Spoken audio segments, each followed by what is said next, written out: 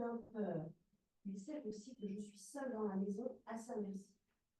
En détaillant donc les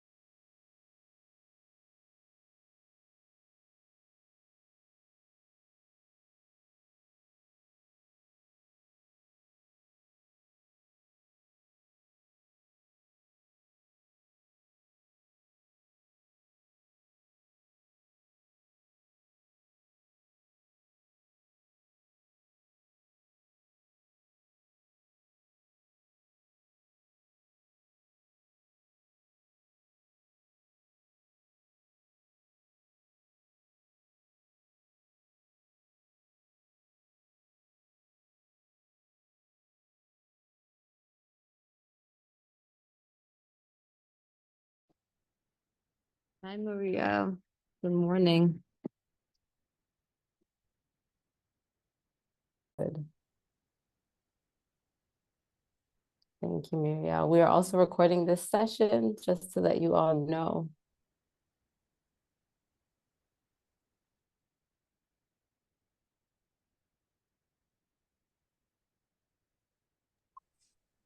So we'll give folks maybe a couple more minutes to trickle in. Let me set up the screen.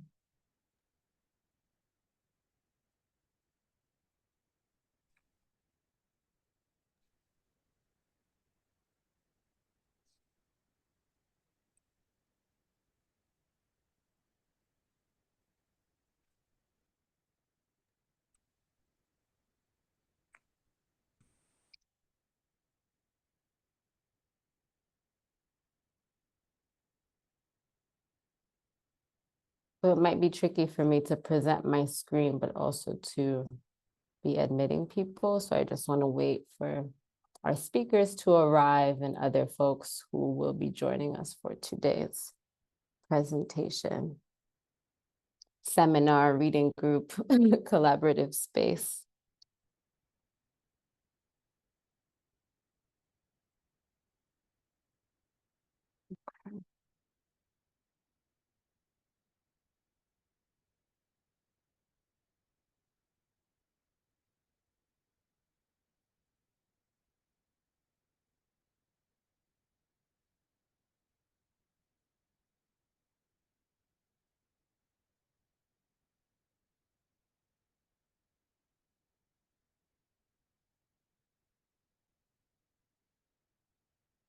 Okay, well, I will begin introducing folks. I don't see all of our speakers, but we can still begin. Good morning, good evening. Hello, everybody, wherever you are in the world. My name is Sechulela Tomi. I am currently a PhD student at Rutgers University in Camden, New Jersey, USA. And I am really pleased to be with you all today. We will be discussing repatriation, African arts. Let me just share my screen here so you can see.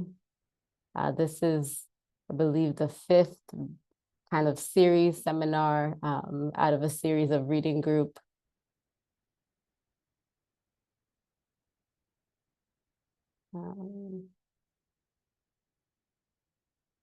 Okay, can everyone see my screen? Just put it in presentation mode. Yes. Thank you, Linda.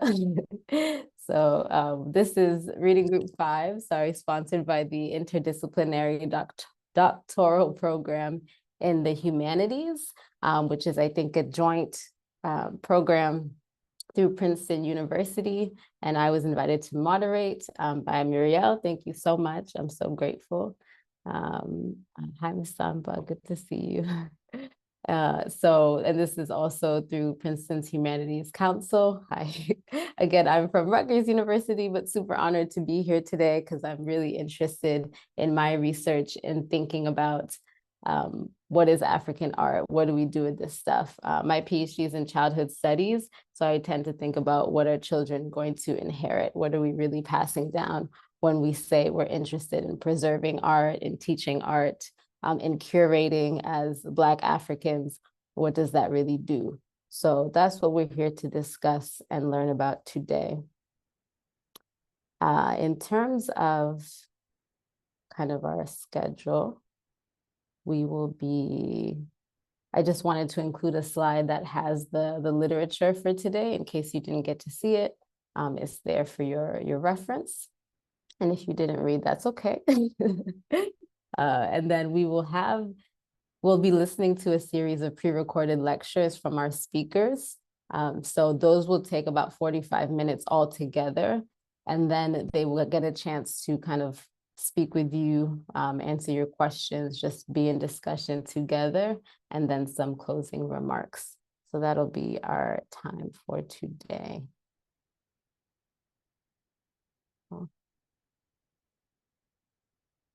And I just wanted to include this page as a reference point. So there were a series of meetings from the fall.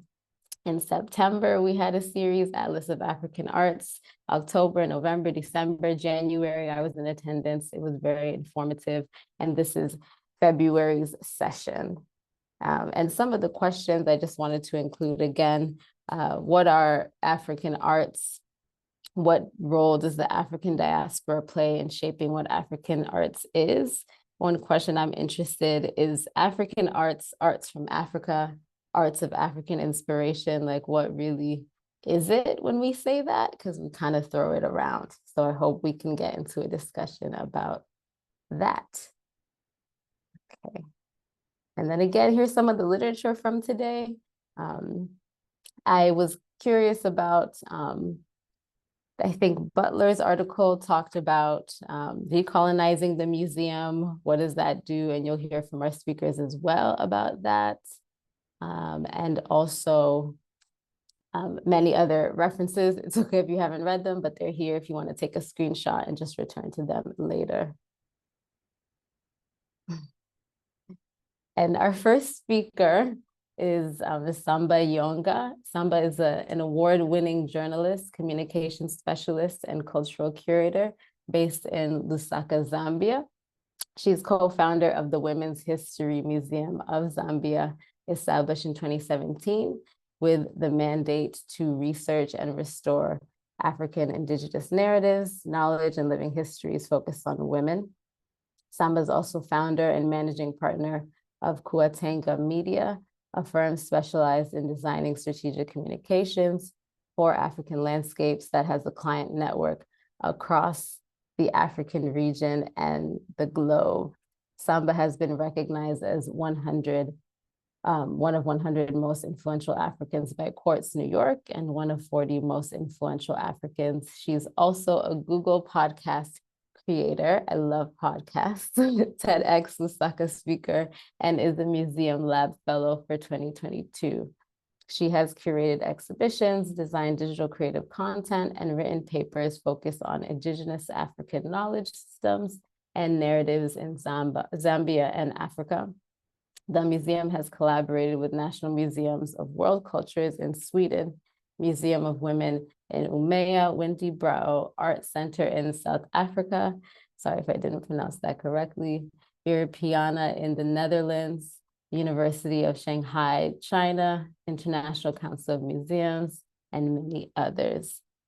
Her museum has identified indigenous African cultural heritage of women from Zambia and the African continent, and is exploring the use of digital and AI platforms as tools to transition and provide access of this heritage to African and global publics in collaboration with indigenous source communities to correct misrepresentations of colonized objects. She's also a graduate of the Evelyn Hone College School of Journalism and holds an MA in Transnational Communications and Global Media from Goldsmiths College, University of London.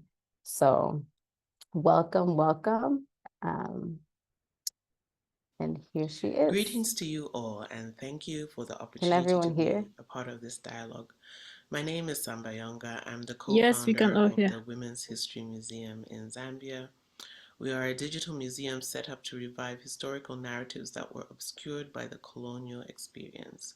We made the deliberate decision to be digital because a traditional museum, which is a hangover from the colonial period and the West, was very much structured in a Western idea with no African context. So digital was a way of reframing the idea of the museum and challenging what a museum of the future looks like, with the aim to provide a voice and access to communities of origin with an openness and freedom that sometimes a museum edifice does not provide. My talk will focus on the ongoing repatriation debate, but with attention on the work that we have done in this space and the practices we have implemented in our museum. We entered the restitution space in an accidental way almost. We decided to set up the museum when we continued to encounter a dearth of knowledge in the indigenous knowledge systems of women's culture and lived heritage. The research we had gathered seemed viable enough to start documenting in a way that would ensure posterity and give a voice to the knowledge keepers in our community. Strictly speaking, we're not academics. I have a master's in transnational communications and global media, and Vamulenga, my co-founder, has spent over 30 years researching cultural knowledge in Zambia, and we're not necessarily doing this with an academic objective in mind. We were looking at the quickest way we could get this knowledge we were discovering and documenting into the mainstream for posterity. A lot of the knowledge that we were discovering was knowledge and histories that had come into contact with colonial interruption and was either erased, distorted, or taken away. This had been taking place for at least 150 years, and obviously this has happened in a lot of African countries. And there was this immediacy we felt to want to get the knowledge out and not wait on an academic process. We decided that technology and social media would be the best way to get it out, in a sense, to democratize the knowledge. In terms of museum practice and ethics, we were kind of unorthodox in that we used popular media to document the knowledge we were researching and started getting considerable visibility. And this led us down a path where we encountered the restitution and repatriation debate. We connected with academics, museum experts, and cultural experts who are asking the same questions we were about museum practice, knowledge production, and absent historiographies of indigenous knowledge systems in Africa. And these encounters coincided with the European museums making gestures to restitute looted objects, which greetings to you all. You aim to provide a Sorry, voice everyone. and access to communities of origin with an openness and freedom that sometimes a museum edifice does not provide. My talk will focus on the ongoing repatriation debate, but with attention on the work that we have done in this space and the practices we have implemented in our museum. We entered the restitution space in an accidental way almost.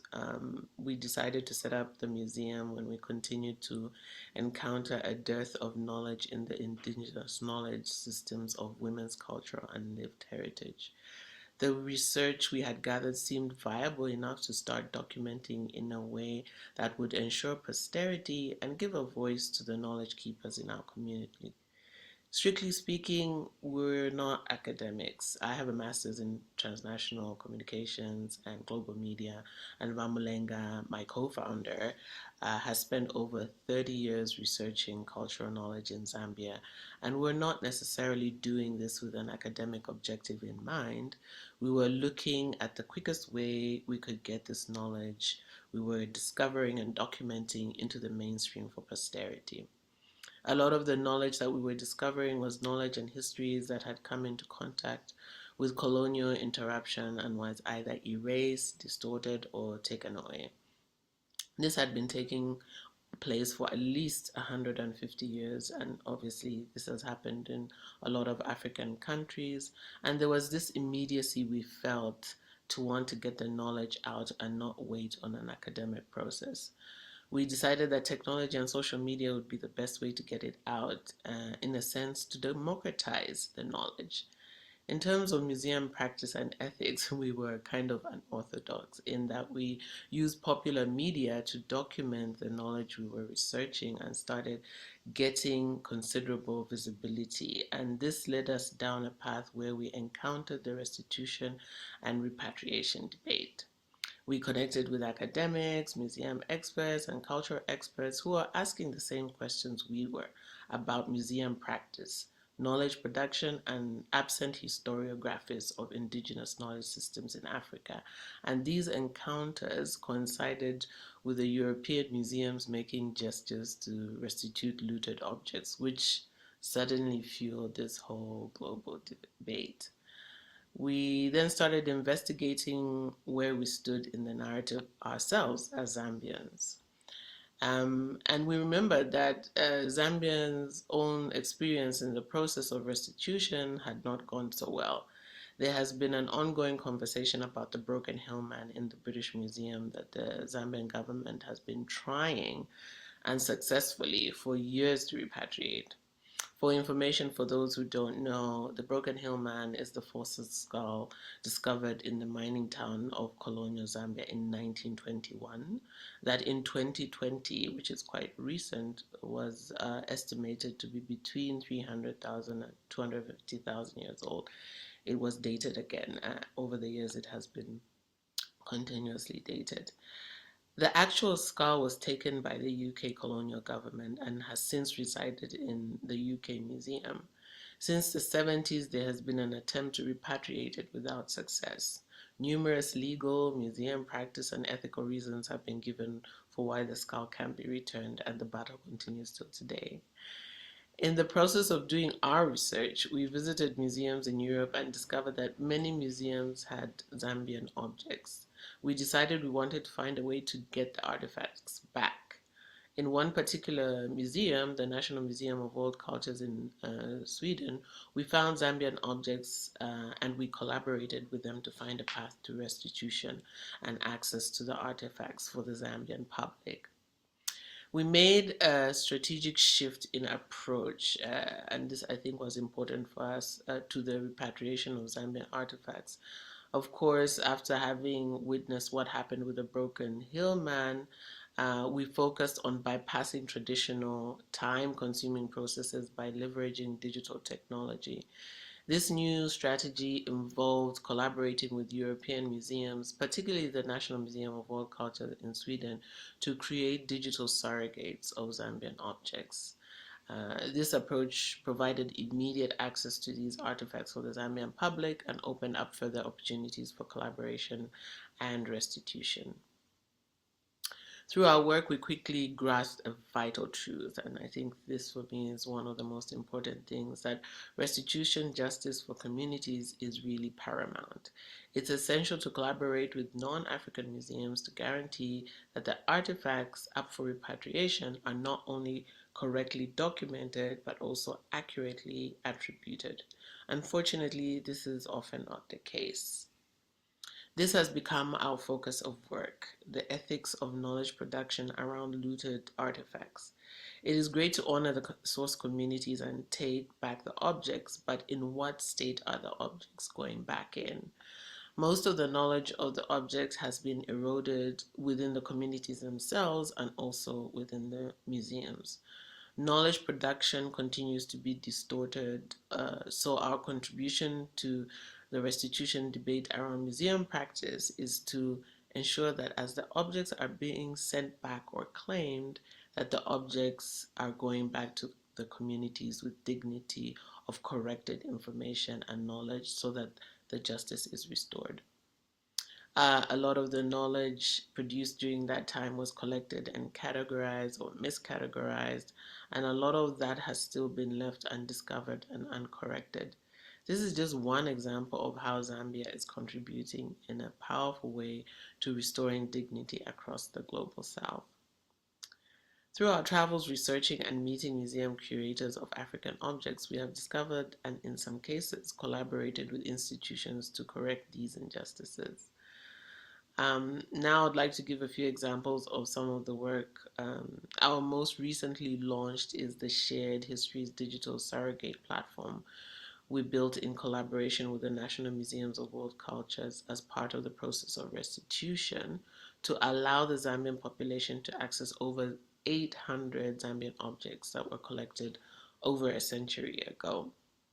This repository exists and is now accessible with over 150 digital surrogates of Zambian artifacts right at our fingertips. We have been working on it for the last 3 years, and now that it is done, we have realized we need to elevate it even further because in the short few years that we have worked on the platform, AI and blockchain has had such an impact on digital humanities, and we already see that we need to incorporate it into the platform. One of the things we were experimenting with is creating a pay platform with blockchain that guarantees income made on objects that can be shared with source communities. The rapid advancements in AI and blockchain are transforming digital humanities, and we're riding that wave. This isn't just about access, it's about justice. This platform ensures that profits from these objects are shared with the communities they originate from. We are also working with artist communities and bringing them in close contact with the objects so that they can interact with them and reference them for knowledge for their art, because we realize that in the Zambian community, a lot of the younger generations, the separation from indigenous knowledge is quite wide, and this effort is also a way to reintroduce new knowledge, but create new meanings, new perspectives. Experimenting with AI is a big part of our tools development objective. Living in a social, construct where systems of indigenous knowledge and identity were slowly eroded by the impact of time, political disruption, and technology, I often ponder certain absences that I experience, like not being able to stay in the code of my native language long enough to transfer it to the next generation, always having to conform to a standard of education that, while giving me the power and tools to navigate the world, also erodes a part of my own world. Working in the restitution space has revealed possibilities to us that can reverse some of the effects of the status quo with AI. It is interesting territory, tricky even, but possibilities are endless. We often think to ourselves, what if you could learn a long forgotten language? What if you can hear the voice of Patrice Lumumba or Thomas Sankara by clicking a button? What if you didn't need conventional school or need to go back to your native land to reconnect with indigenous knowledge? For us, these are questions and concepts we are engaging with in the restitution process and believe that it could contribute in a meaningful way to the repatriation and restitution debate and the ethics of museums and its practice. That kind of sees us sitting right in the middle of the debate. So far, it has been an interesting ride. There's still so much to do and many mistakes, lessons learned, and victories to be won, and we're looking forward to working with the wider community and network in the space to take this even further. And we're so grateful to the thought leaders, thinkers, and doers that we have worked with so far. And, we're looking forward to a future where there's equanimity, equality, and working even deeper in this space. I'm happy to share more information and insights, but for now, I think I'll stop here and thank you for your attention.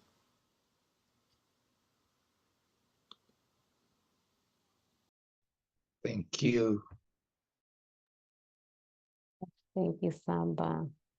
And we will continue with our second speaker.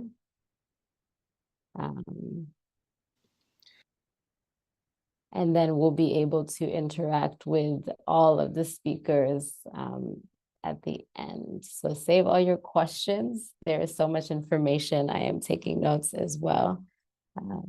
Our second speaker will be Ms. Gertrude Mutsana Siabela.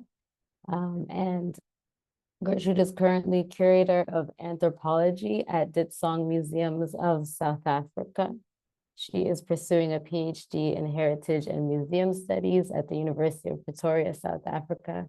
Siabela researches the muted narratives pertaining to Black people in museums and has contributed book chapters and articles researching public museums perpetuating colonial legacies in a democratic South Africa. Her recent creative work includes a co-curated exhibition entitled Inherited Obsessions, and seeks to ask questions around the idea of preservation and its purpose. She also deals with attempted erasures and transformation of museums from places entrenched in violence to places of healing. Siabela also is interested in the marginalization of women in the memory and heritage of the South African liberation struggle. And do use headphones. I noticed the audio is a bit low. Let's start again. My paper is entitled Indigenous Conservation, Primary Preservation Approach Towards Knowledge Reclamation of African Collections. And I used inverted commas because they are not just collections.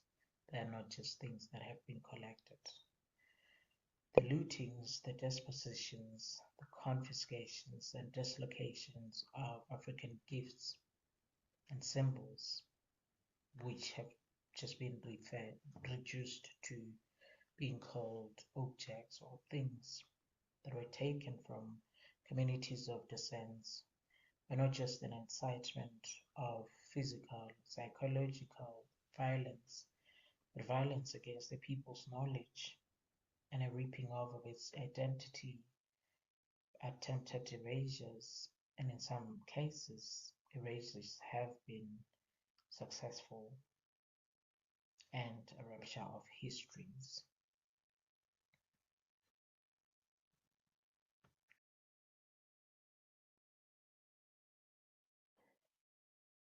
African indigenous objects were collected and put in anthropological and ethnographic museums and used as weapon, a method, and a device for the ideology of white supremacy to legitimize, extend, and naturalize new extremes of violence within corporate colonialism. These indigenous artifacts were collected primarily to demonstrate the colonizers' conquer, expansion, and dehumanization of those they colonized. For instance, in South Africa, in the 1890s, there was an exaggerated growing belief that indigenous races were dying out and they would soon become extinct. So the museums sent out their employees to go to these indigenous communities to collect as much as they could because they were preserving part of the existence of the natural history. But today, as we are seeing, more and more indigenous communities are starting to question the existence of museums, the existence of why they are preserving what they are preserving, and how the symbols, the gifts came to be in museums.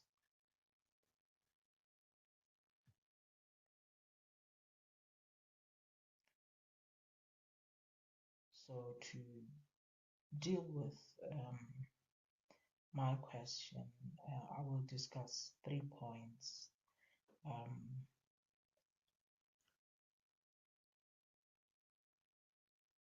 Firstly, the inherited obsession of preservation in museums, a shift from dissociation within museums to dissociation from communities of descent, epistemic restitution towards healing and repair of the colonial wound.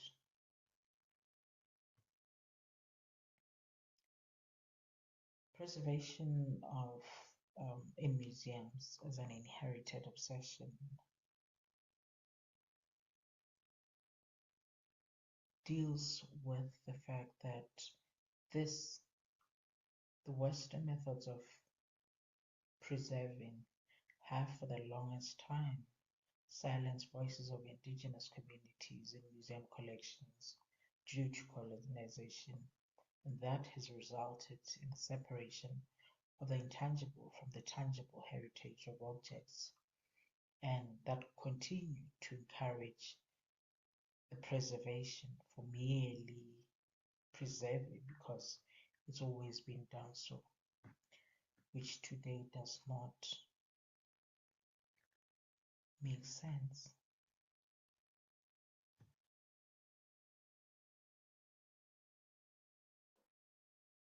Thus, I consider this form the Western way of preserving, and I liken it to a hospital, and these objects are almost like patients that are on life support. They constantly have to be monitored. They constantly have to be kept under a certain environment. In museum settings, the lights must be a specific type, must be switched on and off. There has to be the room temperature needs to be at a certain level, the humidity, And these objects continuously needs to be resuscitated so that they do not die out. So they try, museum workers try all that they can just to ensure that these objects do not die. And this is considered aligning with the best international practices to ensure that they do not deteriorate.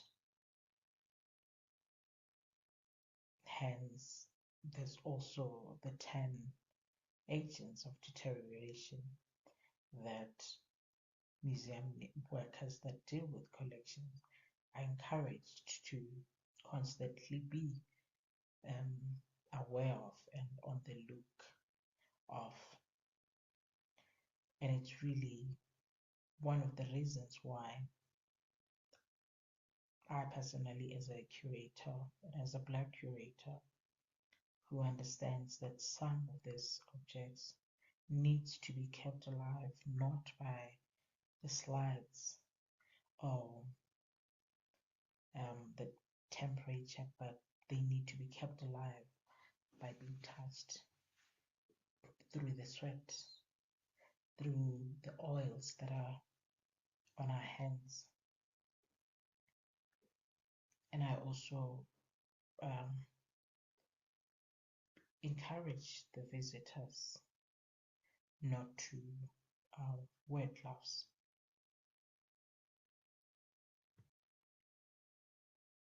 A typical example of these objects that are on life support is what you see. This is called Dishio or Diseho in the Sotho Tswana speaking languages of South Africa, Botswana, Zimbabwe, and Lesotho.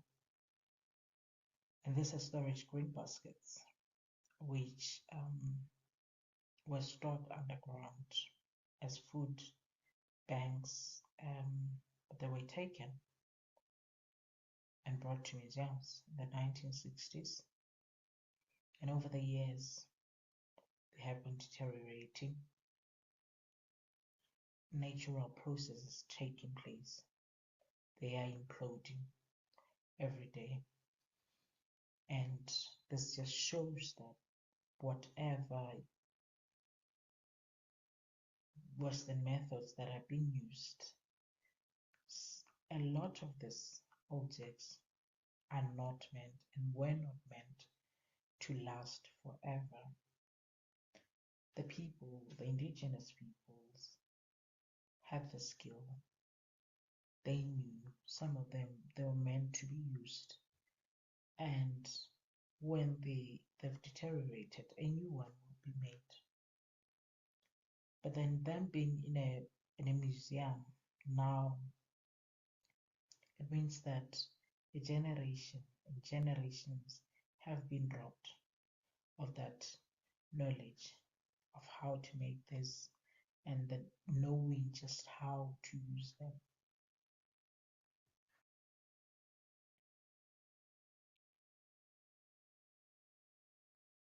It is for those reasons that I'm arguing for that indigenous ways of conservation should be employed when dealing with African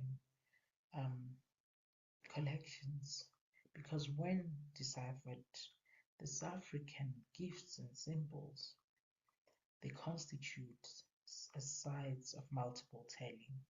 They challenge the dominant Western methods through praise, poetry, myths, and beliefs, and the different forms of oral traditions, which are part of our indigenous knowledges. So by turning to indigenous methods of preservation, we are silencing the memories of the past, resuscitating ancestral voices. So it is important to shift from dissociation within museums to dissociation from communities of descent.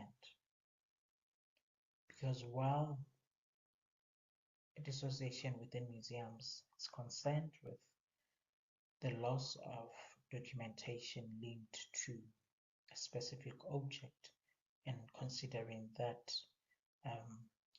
to contribute to its deterioration, dissociation that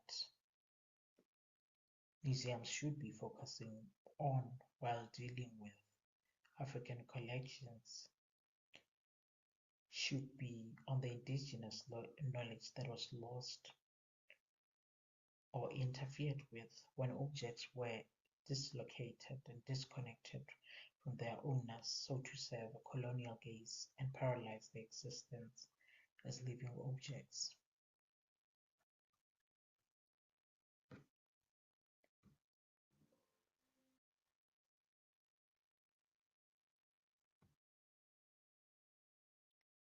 Pictured here is a divination instrument called Mankwanyana or Libeshu. Mankwanyana in northern Sotho, Libeshu in Venda or Chivenda. This is passed down from one generation to another. So a spiritual healer would give this gift to the next generation, or they would themselves have to make it upon directive from the ancestors. And this is essentially a demonstration of an identity lost and trauma incited on descending generations as a result of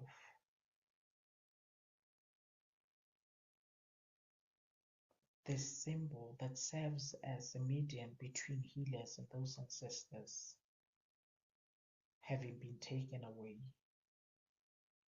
from the owners to serve a colonial gaze in a museum setting.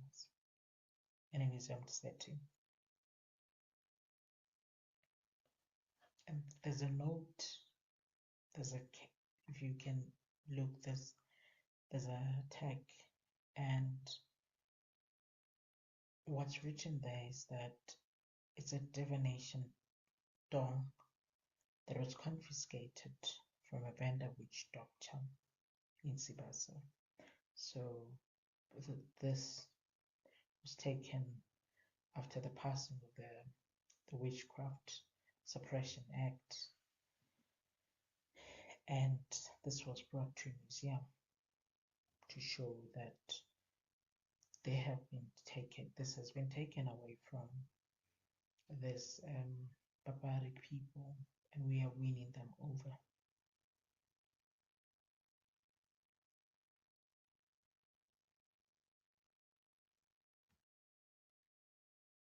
So the perpetual conservation of indigenous objects by museums in the name of preserving for future generations is also largely an act of robbing and depriving and disturbing a future generation from preserving their own traditions and spirituality bestowed upon them by their ancestors.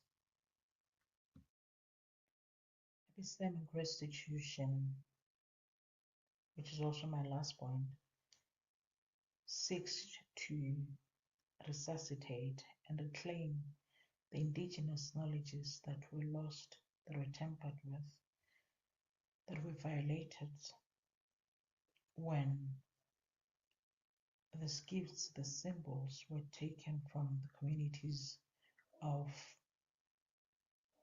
origin. It recognizes the intangible heritage as an important component of conservation in a practice that heavily emphasizes materiality and encourages a shift towards redressing the imbalances that have existed for a long time. So by moving towards epistemic restitution, We also acknowledge that objects taken from their ancestors surpasses the legitimacy of scientific research. Therefore, presents an opportunity for a faithful representation pertaining to these communities, and their voices should be of primary focus in museum narratives.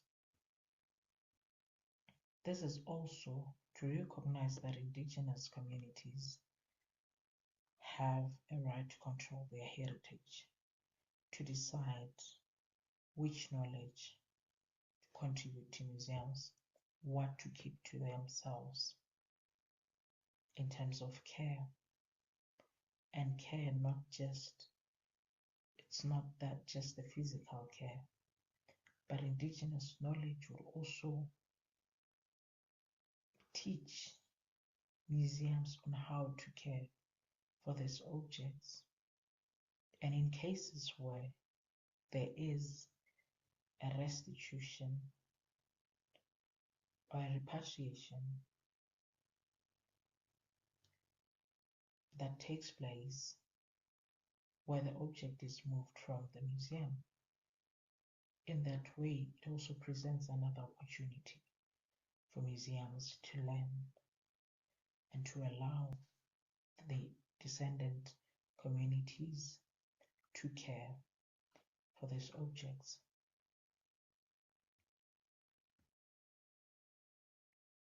Transforming museums from spaces of violence to spaces of healing would mean a complete seize of power and authority by museums, and a reciprocal relationship between indigenous people and museums.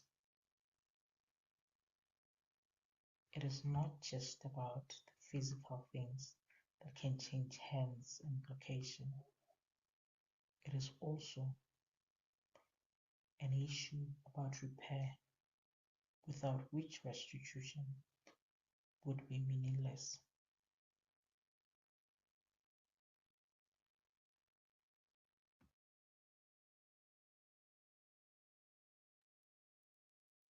Thank you, Motsane. Again, we're going to save our questions to the end so all the speakers can engage with you all. There's so much there regarding inherited obsessions and preservation as an act of care. But now we'll hear from Dr. Bulami Edwards. Dr. Bulami Edwards Ponyui is a native of Nso in Bui Disney of Cameroon. He holds a PhD in literatures in English, with specialty being post-colonial literatures from the University of Bamenda, Cameroon, the same university from where he obtained his master's degree. Bulami is a teacher by profession, a cultural researcher and promoter of his culture. He is equally passionate about the restitution of African heritage from colonial contexts. He serves as cultural consultant in national media in Cameroon and various organizations. He's presently working as case study researcher at Open Restitution Africa. And Bulami has equally published similar works, with the most recent being his PhD thesis titled Bioethical Foundations of Nso Oral Poetry, published with Generis Publishing in 2023. I don't think there's an S at the end of your name. My apologies. Hello, everyone. Okay. I am Bulami Edward Fonye from the University of Bamenda, Cameroon. And I am very, very delighted to be part of these conversations centering around art and recreation from Africa to the world. My presentation is titled Restitution and Digitization, Concepts that Problematize African Digital Spaces. This presentation is done against the backdrop of African cultural activism and African heritage restitution activism.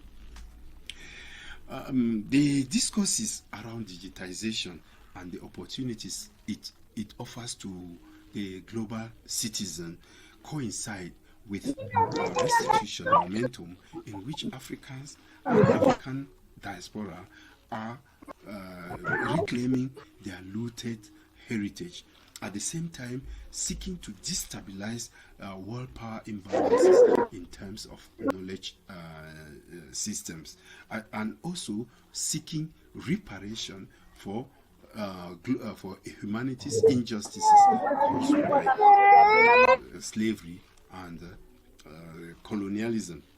These two concepts, colonialism, digitization, and restitution, are concepts which whose objectives seem to diverge rather than converge, especially as far as content and content creators are concerned. And this is the central worry of this paper, the central concern of this presentation. This concern stems from the realization that restitution as a movement is seeking the physical transfer of material heritage across spaces from the West to Africa and or others, and at the same time seeking to to decolonize, reconceptualize, and preserve the transferred knowledge from the colonial spaces. From the colonial spaces. Digitization, therefore, comes to put to question the raison d'etre of restitution, understanding that through digitization, before the possessions are returned, they are already preserved in another format, which will continue to give the same gains as before. Moreover, digitization, unlike restitution, limits physical movement across spaces and the benefits that accrue thereof. This paper therefore seeks to problematize the digitization and restitution as concepts whose objectives are content creator oriented. Content creator oriented. So drawing from the decoloniality discourses, the paper seeks to answer the question: how does digitization of African cultural heritage enhance the African perspectives and interest in restitution momentum? Before answering this question, let's see what restitution means to the African. Restitution, as enshrined in the Accra Declaration of August 24, 2023, is not simply a matter of return of African heritage back to its rightful places and peoples, but is a matter of justice, restoration, and reparation, and righting of global imbalances of power. It is first and foremost a collective venture for Africans to determine their hopes and visions for the future. Restitution therefore becomes a clarion call to Africans to reconceptualize their identity, reclaim their self-dignity, and uphold their personality by decolonizing and Africanizing their epistemic knowledge systems. Coincidentally, restitution conversations are taking place at the time when the world is talking digitization as a means of preserving, promoting, and perpetuating through easy access knowledge systems in general and African heritage knowledge systems in particular. One of the somewhat embarrassing questions posed by Eurocentric restitution adherents is about where the restituted possessions will be preserved when returned to Africa. In addition, the doubt as to whether Africans are even knowledgeable enough to preserve these possessions if returned is seen as lack of respect for humanity by the former in this presentation. These worries that seem to have found a solution in the advent of digitization of epistemic knowledge systems may sound lofty, but a critical look at the whole idea brings forth complexities that put digitization of African heritage to question. The bigger question that arises is, what does digitization mean to an African, considering African cultural sensitivities and epistemic knowledge systems? Digitization, according to Neema of Open Restitution Africa, is the visualizations is intangible visualizations of our physical world, while Tiana Minor of Open Restitution Africa as well sees digitization as a strategy for future oriented safekeeping, distribution, and greater engagement. Both Chow and Molema of Africa, Mwela of Open Restitution Africa, are passionate about digitization of African cultural heritage as a means of making data on it accessible to all, so as to imprint on alien minds African perspectives to their knowledge, epistemic knowledge systems, and cultural heritage. In their podcast conversation, both believe that the question of data is so critical to the restitution discussions that making data accessible creates more public awareness and enables practitioners to collaborate across countries and regions, and also it facilitates knowledge sharing. Both Pan-Africanists do not claim that digitization is all roses. In reality, digitization has resulted in the conversion of African heritage, for example, from text, audio, and images into digital formats. But the challenges that this evolution brings to the African remain visible. The visible worries are: 1, who creates the text? 2, who makes the audio? 3, from what angle are the images taken and presented? Among others is the question of what happens to the African sacred African heritage, which access is determined or dictated by strict restrictive cultural sensitivities such as gender consideration, age, mood, dress code, initiation rites, marital status, social status, time of the day, and surrounding bioecology. The emphasis Chow and Molema place on African perspectives to the content and content creator is evident that Africans are ready to embrace digitization, but that the question of who and what still looms.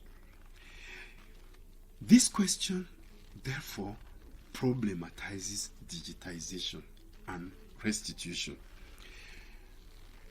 One of the problematics of digitization is that digitization entails the use of laptops, computers, smartphones, Android phones, and others. Understanding that all these gadgets are not a common possession in most African communities, the challenge of accessibility to them questions the relevance of digitization to the African. This is made graver by the reality that a large portion of African communities are still developing or negotiating to have the electrification of their villages. Similarly, access to computers for all is still a far-fetched dream, thereby indicating that digitization of heritage is exclusive of the underprivileged and the uneducated African majority. More, the traditional African practitioners and custodians of this African heritage, in their majority, are not educated or literate in the Western sense of education and literacy. Similarly, they have no knowledge of computer operations or use of smartphones or Android phones, and who consequently are excluded from, and as such, are consequently excluded from the digital age, while those who possess peripheral knowledge take central stage in digital heritage spaces. Apart from the affordability to manipulate, the affordability and lack of knowledge of basic computer operations, the luxury of smartphones and Android phones, and the ability to manipulate them, their digital tools, to be able to access digital heritage spaces is a feasible challenge to digitization. Moreover, affordability and access to the internet that is intricately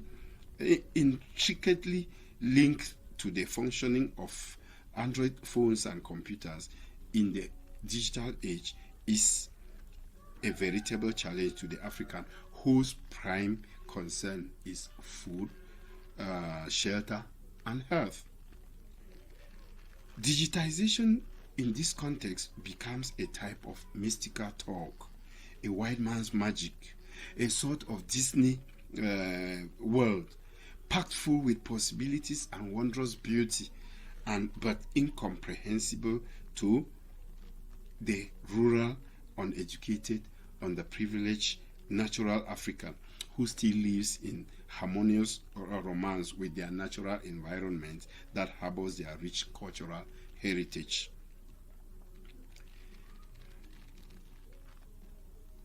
This challenge, this problematic, is not the only, but because of time constraints, we won't go into others. Conclusion: the talk of digitization of African cultural heritage, coinciding with restitution movement, ushers in complexities, biases, and nuances which could be critically seen as the eternal machinations by the global North to continually keep the global South at the periphery of knowledge and development, while occupying the central point of knowledge dissemination and consequently upholding and perpetuating global power imbalances. The decision to restitute that has been enshrined in the legislations and public policies of concerned European countries could be interpreted as an attempt to free their insufficient heritage preservation spaces from what some qualify as pieces of wood that continuous preservation is becoming a challenge. More, restitution has become the means by which former colonial countries are seeking atonement for their colonial crimes, at the same time building new collaborative relationships with the former colonized. Digitization that is inclusive of the African perspectives and cultural sensitivities creates the way forward. Rather than harp on the limitations of technology to African digitization endeavors in an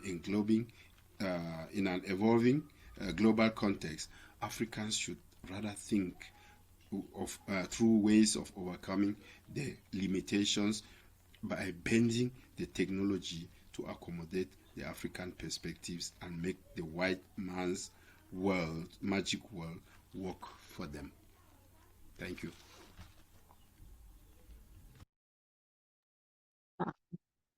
Thank you. Thank you.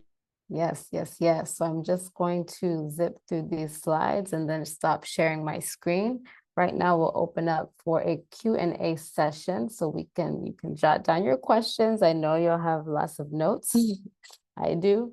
We'll have closing remarks either from myself or the speakers.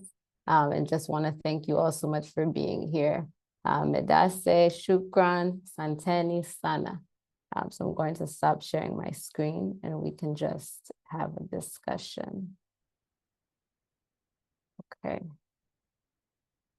Can everybody hear and see me all right? Hi, Bulami, I see you. Okay, hi. I see Banso, and you can put in the chat where you're joining us from.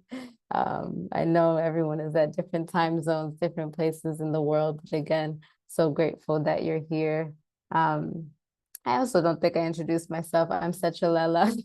I am a PhD student in childhood studies from Rutgers University.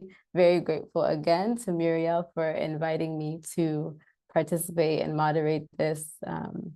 She is a PhD student at Princeton.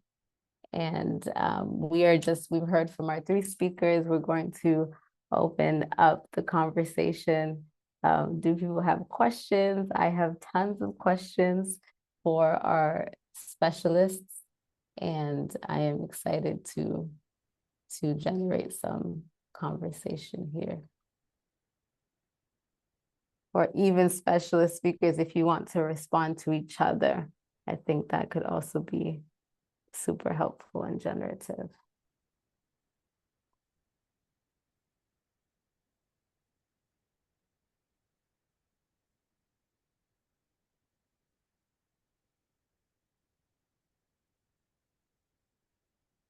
Yes, you can use the raise hand Can feature I go ahead? or I can say unmute something. yourself. Oh, Yes.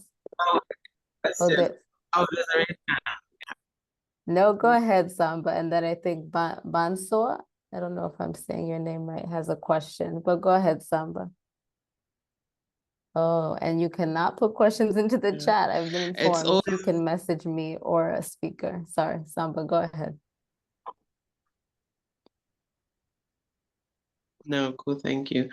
Just to say thanks to you for moderating us. It's always such an incredible discussion, and I love how we were all recorded and very measured in our discussion, but you could feel the emotion like bubbling under of how serious these matters are. And it just made me realize it's also very layered, different experiences, different positioning, different origin creates different ways of looking at the approach and pathways to restitution or meaning making or museum practice. And it's always a privilege for me to learn from fellow colleagues. And I think what we need to do more is create conversations like this where I think there is no one approach. You have to analyze the DNA of each of the cases and then come up with a layered approach that would work according to each region and according to each case. Like I said earlier in my talk, there's such rapid development of everything, whether it's changes in policy, whether it's technology, whether it's access, and it's somehow frightening how fast you have to stay ahead of the game and keep on catching up. And I think this is something we have to realize even as we go through this process of development.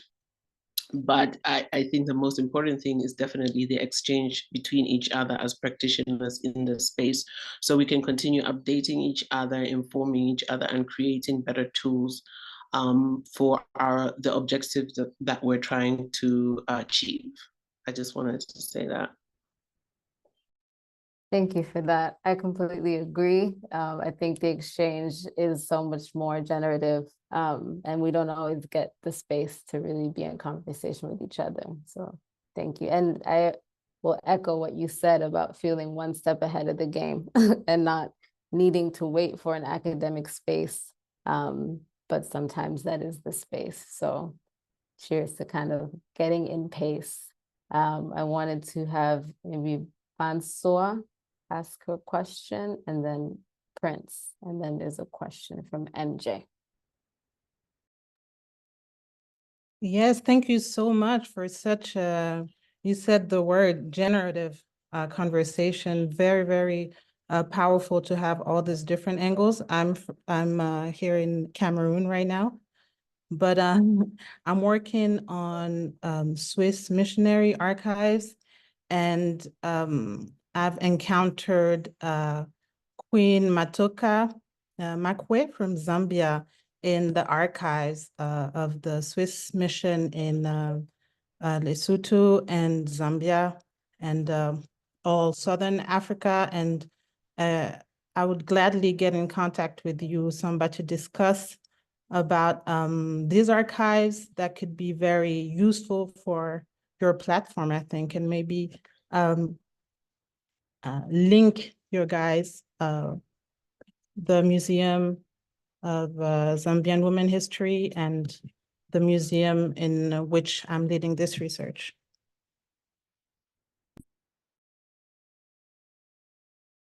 Yes, thank you very much. I would really love that. We do actually have a project, our flagship project called Leading Ladies, where we document women's narratives that were obscured from history. And one of the reasons why we did that was because, again, I think my other colleague mentioned how northern epistemologies of and systems impose on us, you know, and one of the things we've been studying and looking at is also this idea of Western feminism and African feminism, and this whole idea that in Africa we think when patriarchy was introduced that women were not leaders or were not capable to be leaders. But if you look within our past, before colonialism, that women were leaders, and they were the creators of nation, builders of nation, leaders in communities.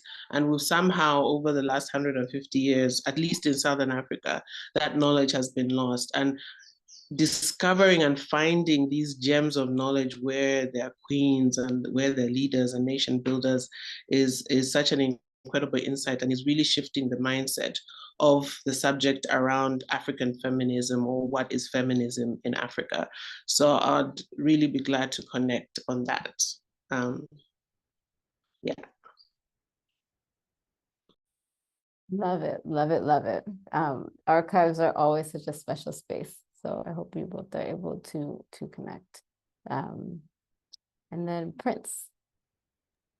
Okay, thank you. I'm sorry for joining late, but I heard some few things from the last presenter, and I'm concerned about a few things I would like to address on. I'm Prince from Ghana. I just finished my master's in international relations, looking forward. And I had a few knowledge about how these things are also used to improvise Africa through illicit financial flows. We are much concerned about the economic aspect of these artifacts. How is it going to benefit the community where the things are being stolen from? I'm mostly concerned about that. That's probably the national level, the government can retrieve it and keep it in the archive or museum. But how is it going to trigger down to the economy of the local people where the thing are being stolen? Because it's like their rights and can be their source of economic or local economic development. So I'm mostly concerned about that. So the last presenter talked about digitization. Yes, it is true. It can be one of the greatest way of preservation.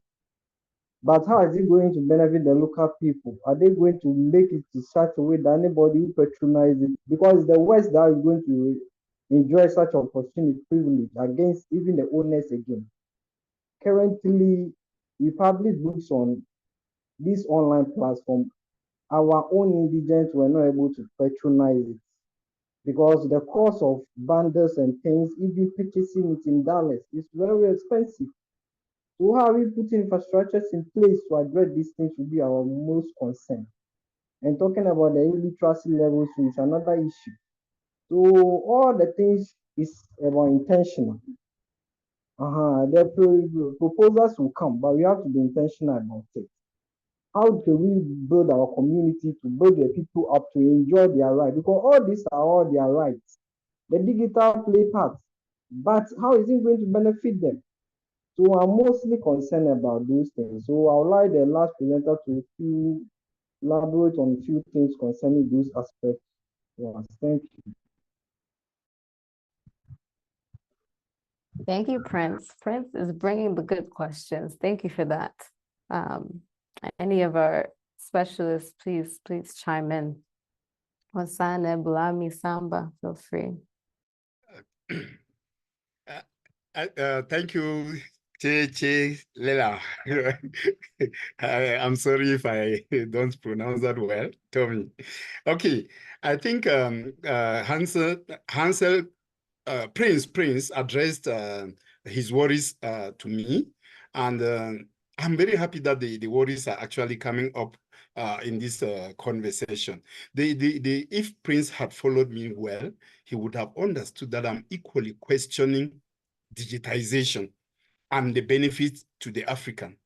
Understanding that with digitization, the heritage, which was originally in Europe, while they are seeking, I mean, with restitution, while they are seeking the transfer of that physical, of the material heritage to Africa, they have, before they do that, they have conveniently preserved that same heritage in a digital form, and will continue to have the economic benefits from there.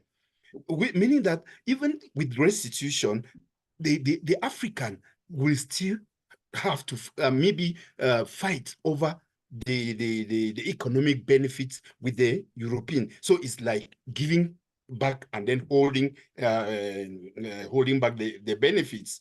We are not refusing that that restitution comes with reparation.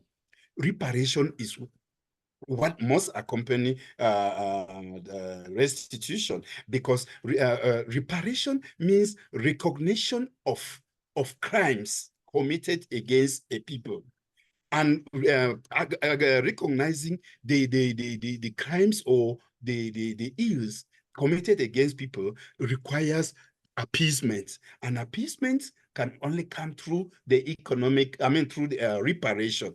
Now the question, Prince, is, I know Prince's worry will be, how will that reparation trickle back to the community?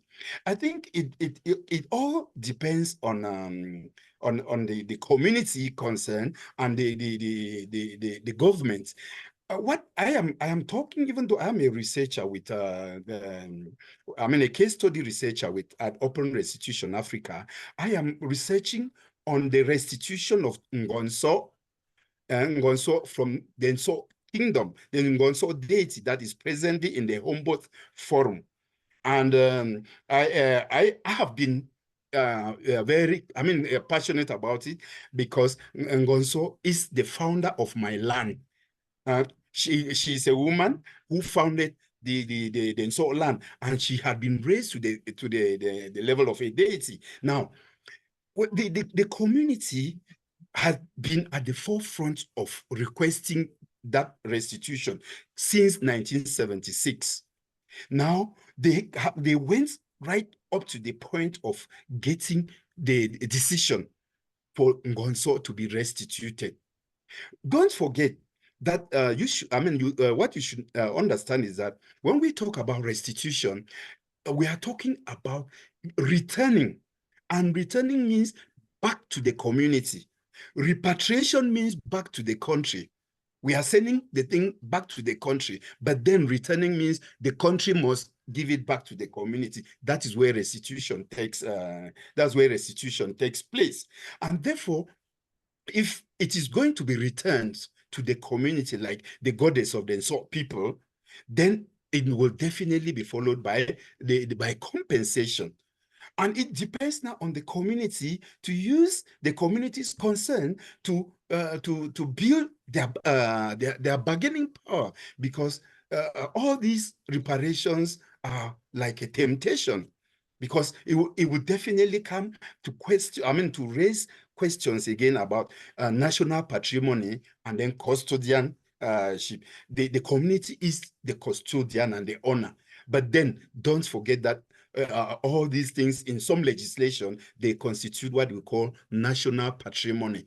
And so with national patrimony, it means governments can be having government has a hand on them, especially when this heritage becomes so pronounced, celebrated, let me use that word. The government will want to keep them. The benefits can come if the community and the government come to an understanding, and if the community makes their case to be honest. You cannot bring back, like for instance, like the Nsor people, you cannot bring back a deity of the people and then you keep, let's say, in the national capital in Yaoundé, in the National Museum in Yaoundé. That's the capital of Cameroon. Meanwhile, it is from the Nsor Kingdom, which is about 800 kilometers away from Yaoundé. So it should be returned to the people with all the benefits that are there. When you question too about the economic benefits, don't forget that the tourism industry will be improved with that, and it depends on the popularity of these. Who does not know about the Benin bronzes today? Who does not know about the Namibian Bibles or what? Okay, now you talk about patronizing our heritage. That is a question that a preoccupation that I have, to tell us that we do not have museums of international standard to keep these possessions when they are returned, is actually questioning the African knowledge systems, meaning that it is like going back to the colonization, and that is what the restitution is all about, decolonizing these misconceptions of Africa. It is about us redefining ourselves. It is not only about reasserting like was done during the negritude period, where they were simply reasserting, I'm black and proud, and so what? You are black and proud. Tell the people who you are and what you are. And that is what restitution is now, reconceptualizing who we are.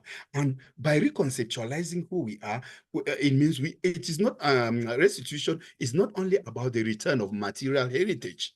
It is not only about the return of human remains. It is about the reconceptualization of our epistemic knowledge systems. And one of them is conservation. One of them is conservation. I'm happy with one of the quotes that I'm sure it's Samba used. The quotes that we are on silencing the heritages. Now, I have a paper in which I'm reconceptualizing what they call museums in Africa.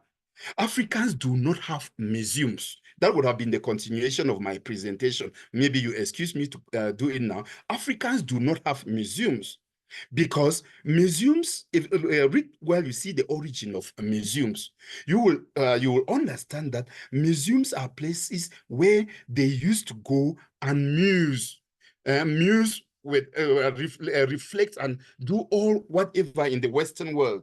But in Africa, museums are far from being a place of contemplation.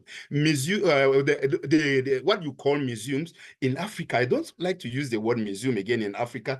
I have a coinage which I am using, and I'm trying to make it known. Make it known. Shrinium instead of museum.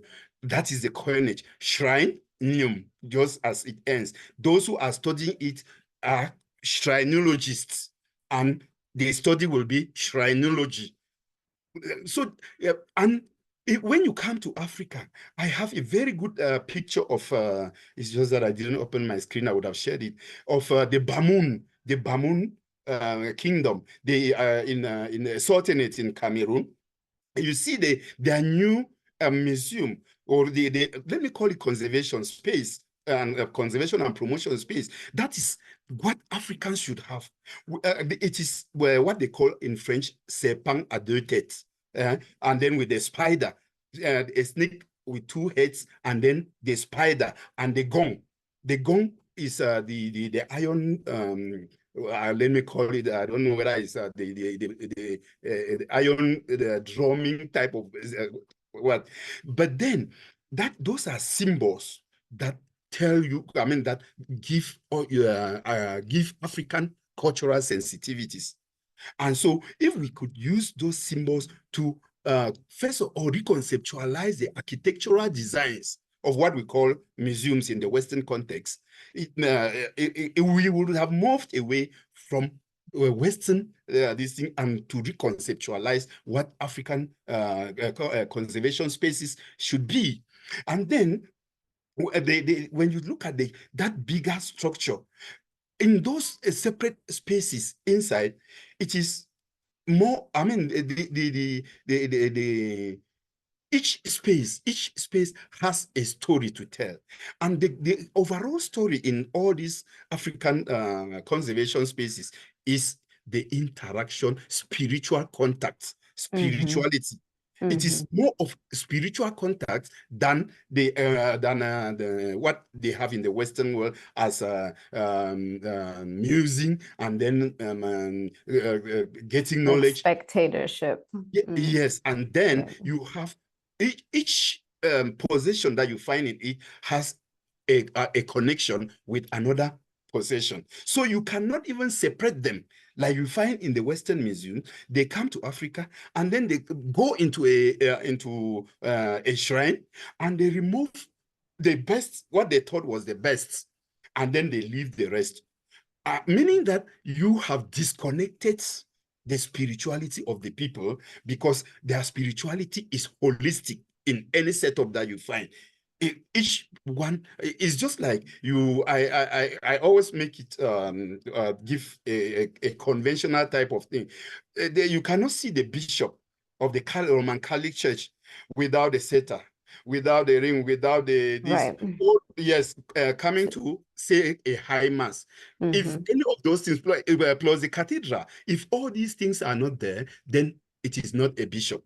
And that is exactly what they were trying to do in the African society, by picking one item and then thinking that they will tell the story out there, not forgetting that the Africans, if you can't isolate. You cannot isolate an item and you feel that you will give the cultural meaning of that heritage. No, it is all a collective, I mean, a holistic issue, and it captures the cultural sensitivities of each community.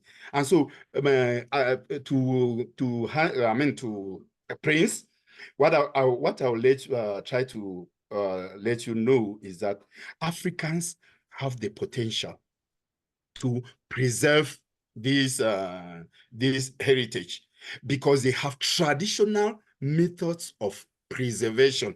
And these traditional methods of preservation have been there. I give an example in Cameroon again. In 1967. Sorry, Bulami, sorry, I just want to get to two of the other questions. Sorry to interject. Is that all right? Yes. It's okay. It's okay. Is that okay? Okay. And I hope, Prince, I hope you're somewhat satisfied, and I hope you two can also connect. You can message him directly for follow-up. All right. Too. That'll be fine. Okay. MJ was asking if panelists had suggestions for paths forward for Western museums that would like to ensure their collections are discoverable to Africans, given the challenges that panelists have highlighted. I think this is kind of covered. MJ, I don't know if you wanted to follow up, or Mosana, if you wanted to add. I think this was addressed. And then there was a longer question. MJ, did you want to follow up on that? I don't hear MJ. Okay, MJ is satisfied. And then Yasser had a question, or we can take Malkia and then Yasser's question. Malkia told me. Hi, Nene. Greetings all. So grateful to be here and so grateful for these presentations. They were really insightful and eliciting a lot of thought.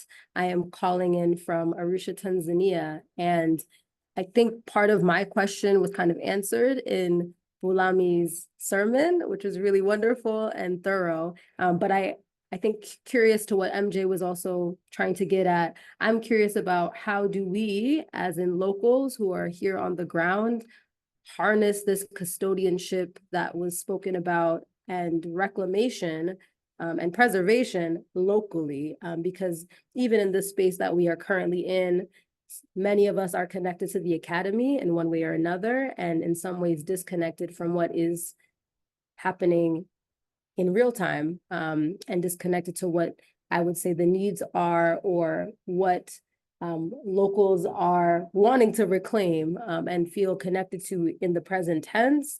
I think that there is a lot of history and tradition in what was lost, what was stolen, and I also see here that there is a disconnect between our elders and our young people in terms of what that tradition and culture and heritage is and was. And so I'm just curious again about what that looks like in real time. The one museum that we have here in Arusha is not run by Tanzanians, wasn't even developed by Tanzanians. So I love this concept that Bulami shared about a shrinium instead.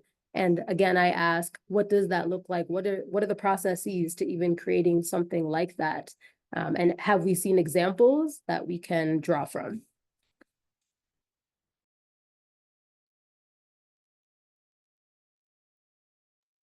Invite any of our specialists to address that. Feel free. Sana, we haven't heard from you if you wanted to chime in to address that as well. Or Samba, even your digital work. Am I permitted to come in again? Okay. Hello? Yes, okay.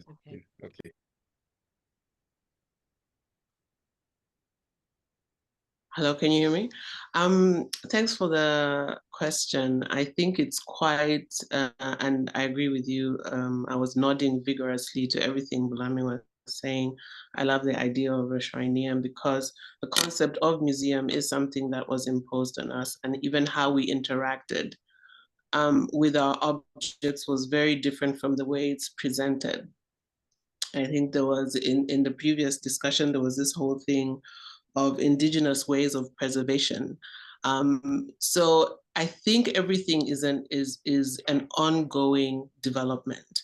And I think we have to remember as well, a discussion that we've been having a lot is around a lot of these objects were taken over 100, 150 years ago, 200 years ago. They have been decontextualized, so removed from their original place, but also removed from a set of objects that acted as a whole in terms of meaning for communities and meaning of objects. So you have to contend with that decontextualization, with that dislocation in the first place. And it almost has to be some kind of reintroduction. So there's several and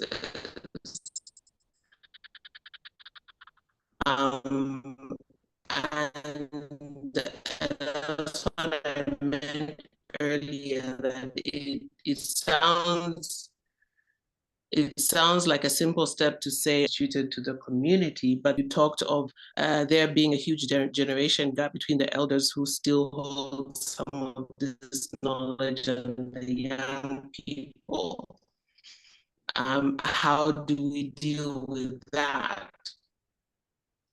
So some of the things that we need to do, what we process as well, but it's how do you consolidate? And another aspect that we keep on forgetting to talk about is is the advocacy around it as well. Some of the work that we're doing is working with policymakers, both here in Zambia or in Africa and in Europe, to ensure that they now create the legal and policy environment that will compel museums in the West that hold objects to restitute and repatriate in a way that's meaningful to communities of origin. That's an important part of the process, even as we're doing all these other things, as building infrastructure and institutions that reflect our way of producing knowledge, our way of representing indigenous knowledge, our way of living with our indigenous objects.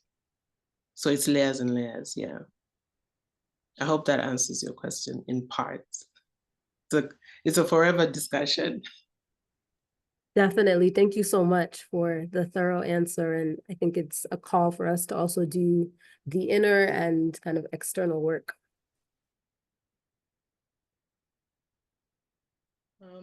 Can I just add on what Samba? So there was a deliberate effort in this dislocation of the ancestral belongings and this ancestral representations when they were taken from the communities of descent. So yes, there's a lot of I won't even say relearning, but unlearning, particularly all this the Western methods. And I also agree with Bulami when he talks about Africans not having museums, because museums are actually a fake environment to us that has been created, and our ancestral belongings have been put in these spaces with all this the environment, the temperatures and all that, to try and preserve them. But we all know that they've always been able to survive in extreme heat weathers and cold weathers. And for example, in the museum that I work in, Ditso Museums of South Africa, the Cultural History Museum, we are at the highest level of the museum, and we are using a central air conditioning. So in summer, it's extremely hot. And then in winter, it's extremely cold. And I've been with this museum for 10 years. My predecessor was there for 36 years, and they have been able to survive. So it has just proven that this whole environment is just a fake environment. So in the efforts of what the question around how do we then bring together or reconnect the communities and other groups of interest and the museums and the academics.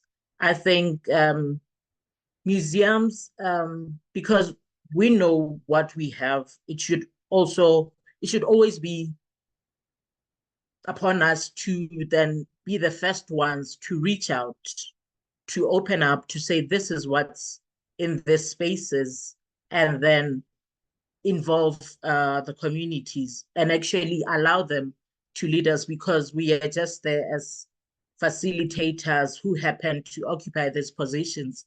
But it's really incumbent on us to open up these spaces. And it's also not just the elderly that knows about this, because some of these knowledges have already been passed down on different times to the young generation. And I've seen that with some of the projects that I'm doing with communities, where it's something that always happen organically within the communities, and we learn a lot from even the young generation and not just the elderly. So I think that's how then this dislocation can be addressed, and we can reconnect and yeah. Thank you, Mutfane. I think even in your response, there is kind of an impetus, there's a charge to us to be in community, to keep the conversations going, even in the work that we've been doing for so long. But I'm also hearing, again, the threat of care, the kind of the grief sometimes of I think, pushing back against systems that are always having to force us to name what it is we're doing. So thank you all. I also want to just be cognizant of everyone being in different time zones and different places in the universe. There was a question that came in, and I'm going to ask our specialist to just give a closing thought. And please do, if you have other questions, reach out to me or Muriel or the panelists directly. So how can we enhance, this is a layered question, and I know we could go on for hours, but I think this is maybe a hopeful note or something that can make us think some more. But how can we enhance the rapid collective advocacy and collaborative action of removing historical injustice and somehow realizing total decolonization among Africans from a multidisciplinary and complex context, and then connecting that to improving governance in the motherland, Africa. So I think they're asking about advocacy efforts, but also total decolonization and good governance. So if you all could kind of give your thoughts on that, and we can close out. It's a big question. And I think an ongoing one. It's definitely already happening, but just listening to Mosane and Blami, you can say in a way that is already happening. But what needs to build, I think, is critical mass. Pockets of things are happening in different places across Africa, across the West as well. And we must realize what the politics of this or what role it's playing. And I often say when we meet in these discussions that we also have to remember that this is a very intellectualized conversation still. And we still need to do a lot of work to bring the conversation and center the conversation to the communities where it really matters. And that's why always centering the communities of origin is an important part of the discussion.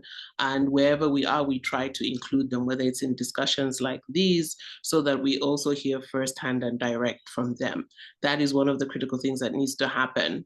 And building a critical mass around that, because the more pressure we apply, the more we're shifting the paradigm on the many different levels. Policy will be forced to be changed if there's a critical mass at all levels that pushes in this direction.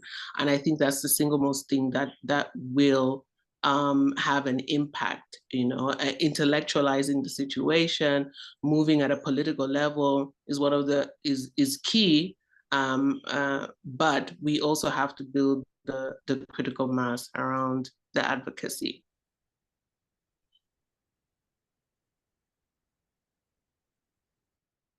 Can I come in?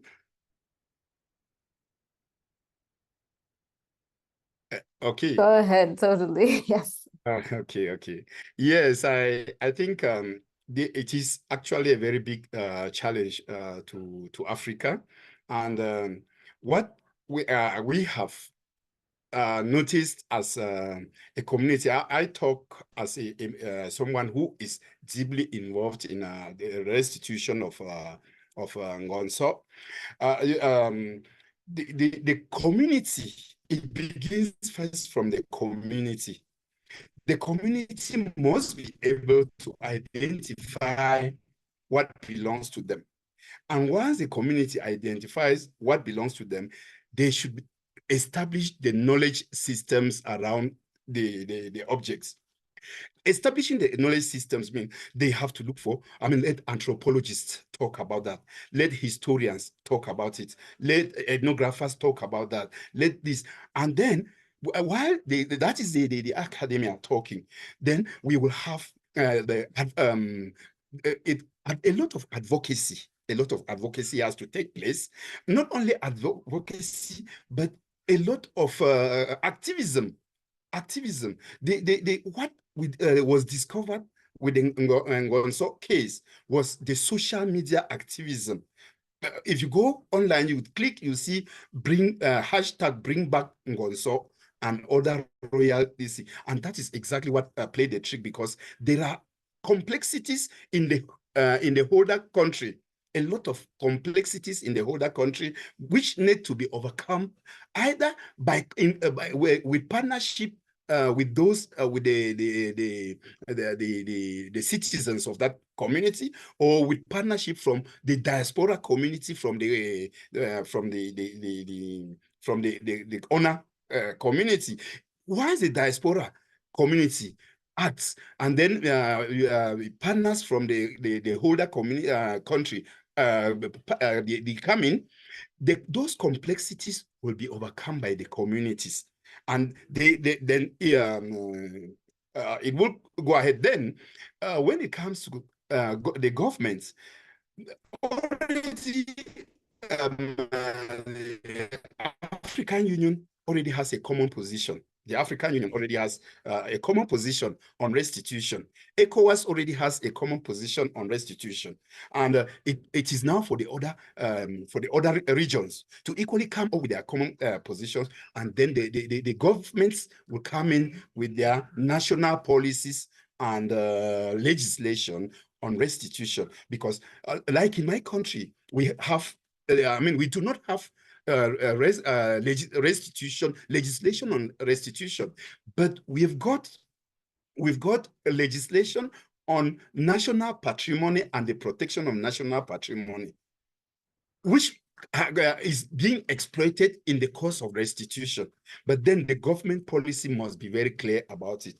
Create like an interministerial commission dealing with the ministry that deals with their culture or with heritage, and then the foreign ministry, because at one moment it must be a diplomatic issue. It must be the state and the state. It cannot end up with the community and the museum. No, the end result is the state and the state. And it is very clear when it comes to restitution. So you can never bypass the government in the process. The community will have to do a lot of advocacy, a lot of activism, but then the government does a lot of diplomacy. Because government cannot go out for activism or advocacy against another state. So that is how it goes. And so if the community and the government can come together and have a memorandum of understanding in order to follow up what belongs to the community, by the time the possession comes back, these troubles would have been overcome. Thank you. Thank you so much. And Masane, please, thank you. A total decolonization, I do not believe that would be realized anytime soon. Well, there are efforts to try and what we've been discussing today, that we should really put our indigenous knowledge systems to the forth, and just Africanizing knowledge and put that as the primary way of doing in Africa, and just doing things the African way, because museums are not our concepts, and other ways that we are practicing are not our ways. So it's still a long journey for us. But the issue of just organizing ourselves and speaking with one voice, it's really critical, given the number of platforms and conferences and everything. I think what is really critical for us as Africans is that we speak with one voice. But with everything that's been happening, all the organization, I think we are moving towards that.